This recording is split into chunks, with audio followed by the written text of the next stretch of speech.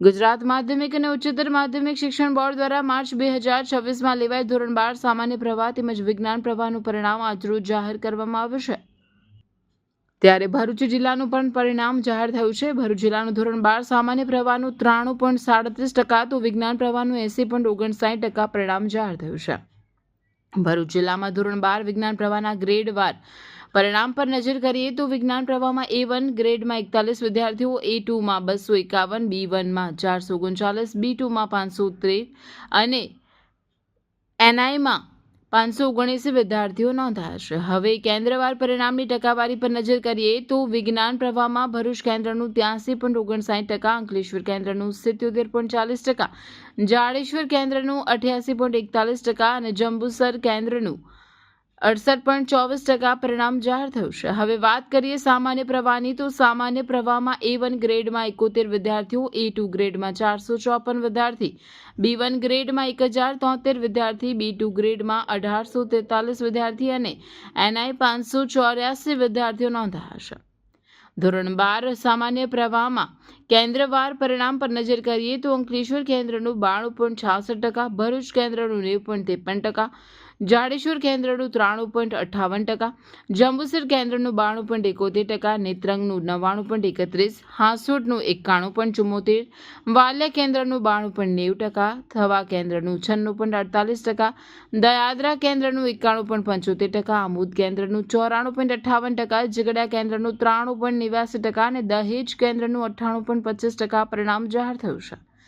પરીક્ષામાં ઉત્તીર્ણ થનાર તમામ વિદ્યાર્થીઓને શુભકામના પાઠવવામાં આવે છે। આવનાર દિવસોમાં વિદ્યાર્થીઓને શાળાએથી માર્કશીટનું વિતરણ કરવામાં આવશે।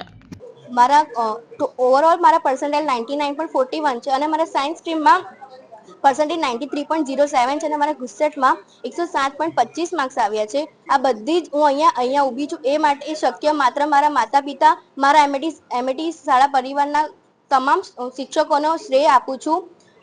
તેમના વગર આ શક્ય બન્યું જ નહોતું અને હું આગળ કોમ્પ્યુટર સાયન્સ એન્જિનિયરિંગ કરવા માંગુ છું અને અમને ઘણી મહેનત કરાવી હતી। આખા વર્ષ દરમિયાન અમારા દરેક શિક્ષકોએ અમને પ્રેક્ટિકલ્સથી માંડીને થિયરી અને અનેક નવી વસ્તુઓ પણ જાણવા મળી હતી અમને।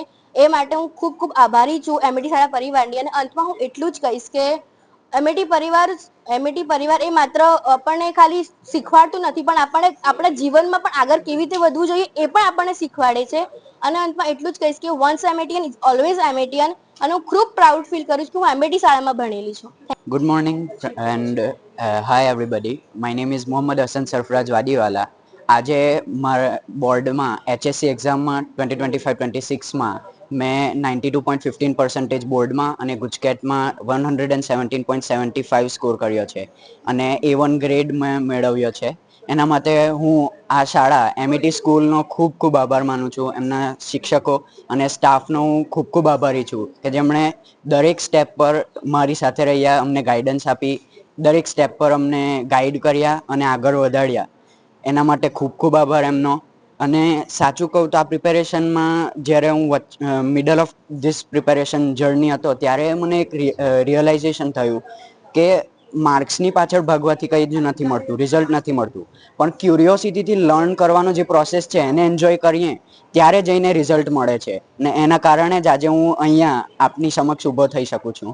એના માટે હું જે દરેકે આ જર્નીમાં મને હેલ્પ કરી, જેમણે મને સપોર્ટ દેખાડ્યો, મારામાં વિશ્વાસ રાખ્યો, એના માટે હું ખૂબ ખૂબ આભાર માનું છું અને આ એમઈટી સ્કૂલને હું થેન્ક યુ કહેવા માંગુ છું। મારું નામ દર્શિલ અપાણી છે અને મારા બોર્ડ 2026માં 92% આવ્યા છે અને ગુજસેટમાં 120 આઉટ ઓફ 120 આવ્યા છે। અને અહીં સુધીનો આ જે સફર છે આટલો મહેનત કરવાનો એનો તો શ્રેય મારા એમઈટી સ્કૂલના ટીચર્સને જ જાય છે। એટલે હું એમનો અભિનંદન મતલબ એમને થેન્ક યુ કહેવા માંગુ છું। અને બાકી અમારા સર ટીચર અમારી ડાઉટ બી સોલ્વ કરતા અને એના લીધે તો અમને ઘણું હેલ્પ રહી છે એમ। અને આગળ હું હવે ઇલેક્ટ્રોનિક્સ એન્ડ કમ્યુનિકેશન એન્જિનિયરિંગ કરવા માંગુ છું। Thank you. ભરૂચ જિલ્લાના રિઝલ્ટમાં સૌથી વધારે કેન્દ્ર નું પરિણામ છે જાડેશ્વરનું 88.41% છે અને સૌથી ઓછું જે કેન્દ્રનું પરિણામ છે તે જંબુસર છે 68.24% પરિણામ છે જંબુસરનું। ભરૂચ જિલ્લાની માત્ર 2 સરકારી માધ્યમિક વિજ્ઞાન પ્રવાહની શાળાઓ છે, જે પૈકી વાગરા વિજ્ઞાન પ્રવાહની શાળામાં 72% પરિણામ આવ્યું છે અને હાંસોટ વિજ્ઞાન પ્રવાહની શાળામાં 89.47% પરિણામ આવ્યું છે. આમ બંને સરકારી શાળાઓએ પણ ખૂબ સારું પ્રદર્શન કર્યું છે. ગત વર્ષની સરખામણીમાં જોઈએ તો વર્ષ 2025માં બોર્ડનું પરિણામ 83.51% હતું, જે આ વર્ષે બોર્ડનું પરિણામ 79.66% જે આ વખતે 84.33% થયું છે. ભરૂચ જિલ્લાનું પરિણામ 79.66% હતું ગત વર્ષે, જે આ વર્ષે વધીને 80.59% થયું છે. એટલે કે ગત વર્ષની સરખામણીમાં ભરૂચ જિલ્લાનું પરિણામ વિજ્ઞાન પ્રવાહમાં વધ્યું છે. HSC સામાન્ય પ્રવાહની પરીક્ષામાં જોઈએ તો સામાન્ય પ્રવાહની પરીક્ષામાં બોર્ડનું ટોટલ રિઝલ્ટ 92.71% છે. તેની સામે ભરૂચનું ટોટલ રિઝલ્ટ 93.37% છે. એટલે કે બોર્ડ કરતાં 1% વધારે રિઝલ્ટ ભરૂચ જિલ્લાએ મેળવ્યું છે. ટોટલ વિદ્યાર્થીઓ 8,537 બેઠા હતા, તે પૈકી 7,971 વિદ્યાર્થીઓ પાસ થયા છે. ભરૂચ જિલ્લામાં સૌથી વધારે નેત્રંગ કેન્દ્રનું પરિણામ છે 99.31%, જ્યારે સૌથી ઓછું જે કેન્દ્રનું પરિણામ છે એ ભરૂચ કેન્દ્ર છે, જેનું 90.53% છે. ભરૂચ જિલ્લાની સામાન્ય પ્રવાહની સરકારી શાળાઓ 16 છે, તે પૈકી 10 શાળાઓમાં 100% પરિણામ આવેલું છે. ગત વર્ષની સરખામણીમાં જોઈએ તો વર્ષ 2025માં બોર્ડનું પરિણામ 90.7% હતું, તેની સામે ભરૂચ જિલ્લાનું પરિણામ 93.33% હતું. આ વર્ષે બોર્ડનું પરિણામ 92.71% છે, તેની સામે ભરૂચનું પરિણામ 93.37% છે. એટલે કે સામાન્ય પ્રવાહમાં પણ ભરૂચનું પરિણામ વધ્યું છે.